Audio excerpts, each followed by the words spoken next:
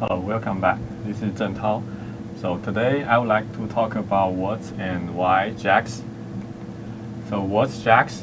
So JAX is a new Python library for high performance numerical computing and machine learning. So the code written by JAX can be run on CPU, GPU, even TPU with very little change. So the JAX is developed by Google DeepMind, and it was initially released in 2020. So another two very popular libraries are, for example, the PyTorch, developed by Facebook in 2016, and TensorFlow, developed by Google as well. So as compared to the other libraries, JAX is younger, but it is very potential because it's very flexible. It can be used for not only just the machine learning tasks, but also for numerical computing, especially high performance numerical computing. So it's super easy to use JAX. You can just import JAX NumPy into your code, and you can just use it as basically the Python NumPy. And JAX is also providing a lot of very useful functions and libraries so that you can simplify your code. For example, it provides the GRAD for automatic differentiation and JIT for just-in-time compilation. So we will have a few more videos in the future to introduce those functions and libraries. So in this video, we will just discuss a little bit about what can JAX-Python do. Apparently, it can do a lot of things. Here, I will just show you a few examples. So people have developed the computational fluid dynamics library using JAX so that you can simulate the force turbulence flow with different boundary conditions and initial conditions. Okay, you can also use JAX to conduct phase field simulation for modeling microstructure and grain structure evolution in material processing processes. And of course, JAX can be used for machine learning. Okay? And it is very straightforward to combine physics-based simulation and machine learning together using JAX. So we can treat JAX as a kind of programming language. So for a programming language, we care about its productivity and efficiency. So efficiency or computational efficiency means how fast this code is running on a hardware, or the time it takes for a given task. And another dimension we care about actually is the development productivity.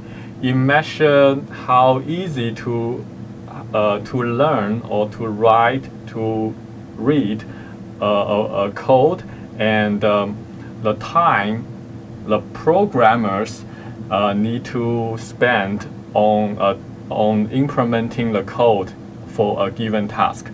So some program languages such as C, Fortran, C++, they have a very good computational efficiency, but relatively low development productivity. We need to spend a lot of time to learn those low-level languages and spend a lot of time to read and write those code, and the code can be very long.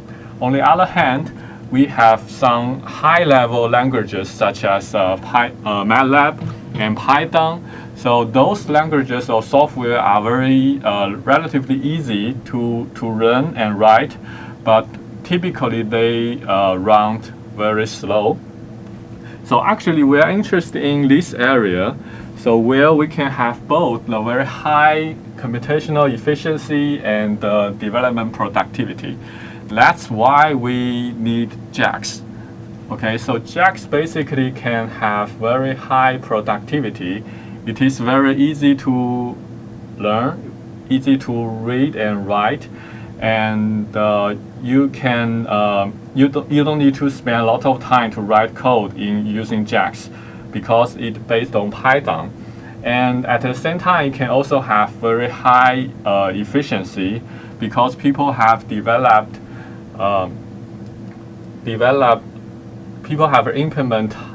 the high efficiency languages like C, C++ at the back end of JAX.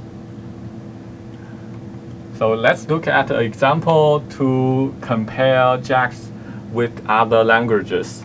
So we will just implement this simple test case using different approaches or different languages. So in this test case, we create two 1,000 by 1,000 matrices, and then we repeat this operation for 2,000 times. So this operation, we just trying to update A matrix using the previous A times 0.1 plus B matrix. Okay, so we